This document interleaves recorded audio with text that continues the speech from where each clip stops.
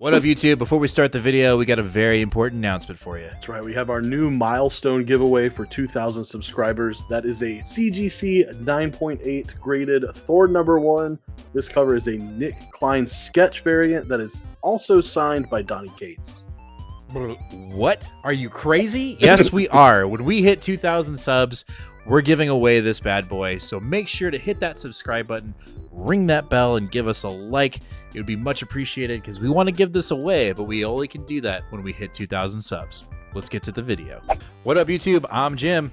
I'm Nate. We are Two Fat Guys Pullus, and we've got another new comic book day video for you for the week of July 17th. And same amount of books as last week, but different. Different. I mean, that's how it works, right? Mm-hmm. You don't get the same books. Oh, I would hope not, because right? There were some duds last week.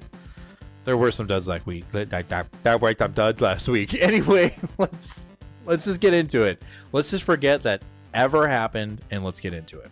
All right, first up from Image, we have Fish Flies, issue number 7 from Jeff. Oh boy, prepare for the tears. Lots of. Is this penultimate or? No, this is it. This is the final issue. Well, this is the final. This is the final issue. Damn. Let's see what happens. I need some closure, some happy closure for Franny. I need it. I absolutely need it. The rest of it, I'm kind of curious to see how the lore of it kind of wraps up. We had that develop in the past 2 issues. Seems like this is something that's happened to bad men in this town in the past. But I'm worried. I'm worried that we're not going to get the beautiful bow on the end of the story like I want. Oh shit. Well, sounds like Boom Studios. Damn. Too soon. All right. Next up from Image, and our last independent book of the night, and that is Napalm Lullaby, issue number 5.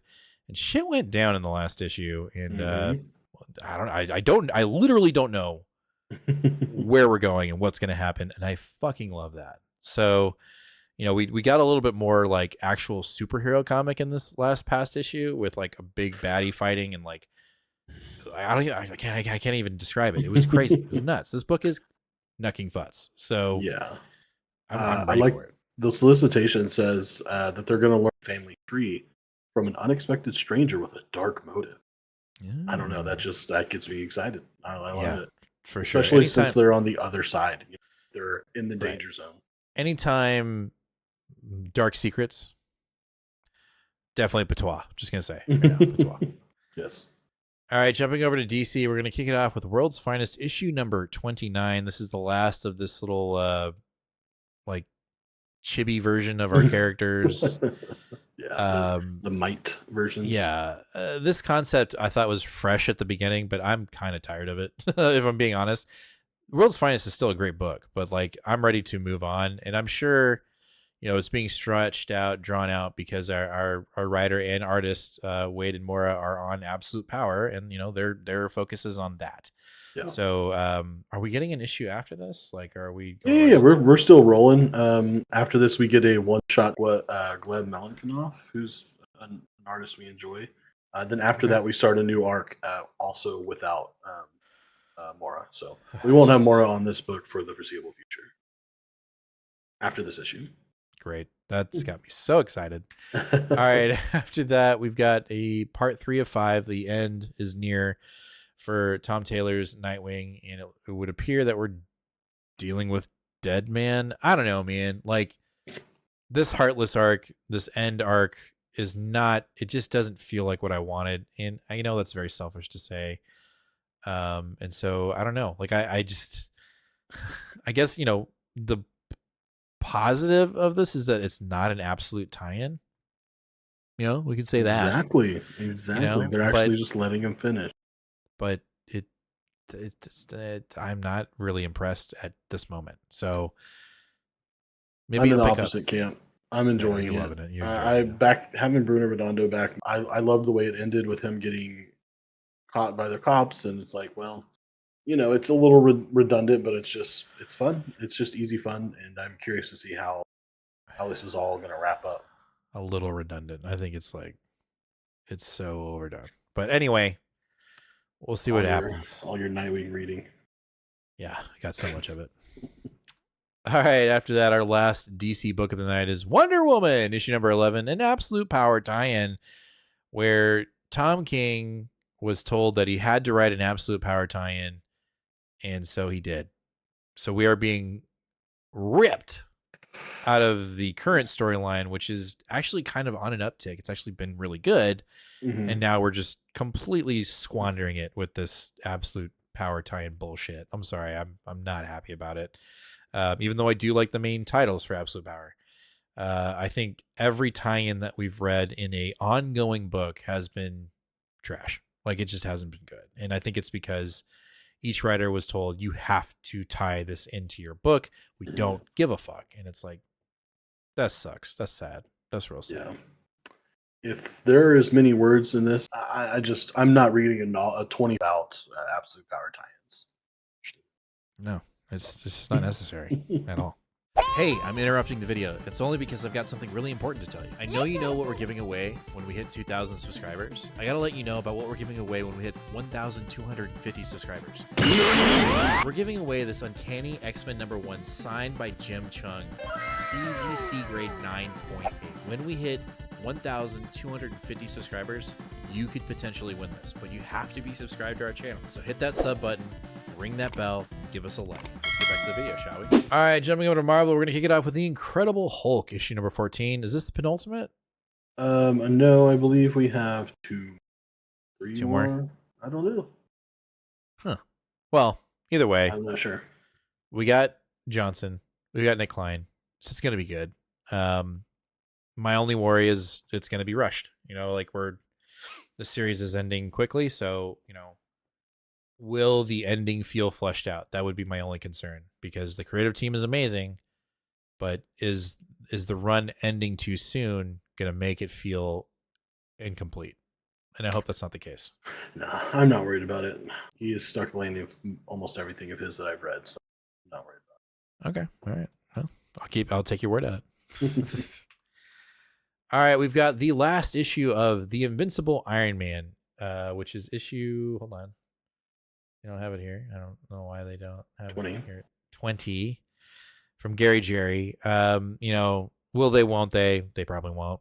But who knows? You know, like, we don't know if Emma and Tony are going to stick together. I mean, the last issue was kind of like, if you want us to stick together, don't read the next issue. Like, they were quite literally breaking the fourth wall.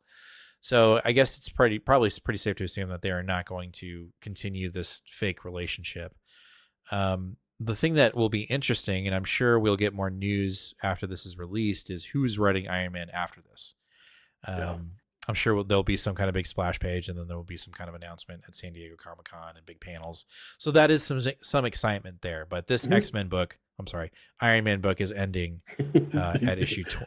Easy flub there. Yeah, it's an X-Men book. Issue 20. You know, I felt like it initially started off really well. I'll say that. Like, when Jerry got on it, we were like, oh, this is cool. And then, like, the Fall of X and Rise of X was announced, and it was like Jerry's involved, and like this immediately turned into an X-Men book. And, you know, on paper that sounds kind of cool, but like when we read it, it was like, this kind of sucks. Like, it's just it's filler. And it wasn't Iron Man. It was Iron Man. I don't know. It was just weird. And so I will be very interested to see who is writing Iron Man after this, because we know someone's going to be writing Iron Man. There's no way that we're not going to have an Iron Man book. Like, I just don't think that's, I mean, who knows? Maybe not. Maybe we don't. We'll see. We'll see. All right. Our new X book for the week, and I am actually very excited for this. We've got From the Ashes, A New Beginning, Phoenix, issue number 1. And where Jean was left off in the Krakoa era, her becoming the Phoenix, her essentially being the savior to the X-Men. I don't know, man. I'm actually I'm looking forward to it. I'm giving each number 1 of X-Men a shot of new X-Men books. Me too, for some reason. A Jean-centric book as the Phoenix, as someone dealing with her sins and going off into the cosmos to, you know, go help, I guess. She's going to basically she's going to help out Nova. Or yes. Nova in space. Which I would assume that's up your alley. Like, no, not Nova Corps, Nova, like the Nova. Yeah. and you're happy about that. Oh, okay. Yeah, no, I read that as Cassandra No, but yeah, interesting. That Yeah. kind of changes things for me a little bit. Yeah. Plus, it's Stephanie Phillips. Okay. All right. Yeah. All Yeah. right. We'll see. I still Yeah. think the Phoenix is overplayed, and I'd rather never read Phoenix again.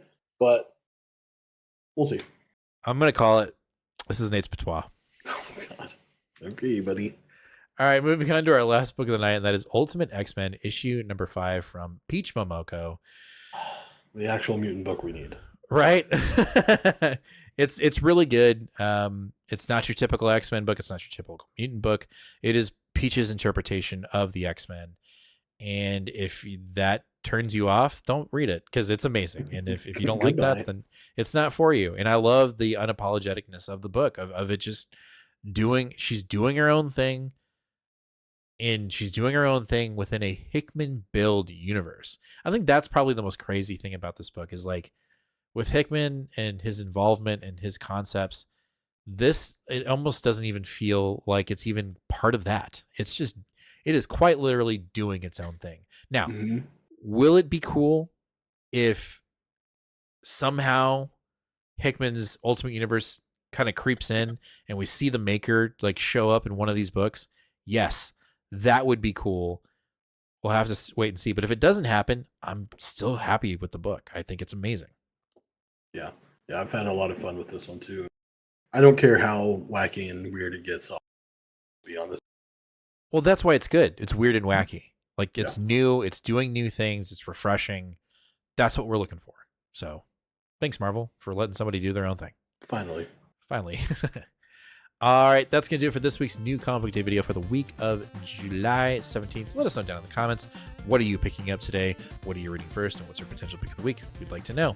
Make sure to hit that subscribe button, ring that bell, and give us a like. It'd be much appreciated as we're on the road to 1,250 subscribers, but we can't do it without your help.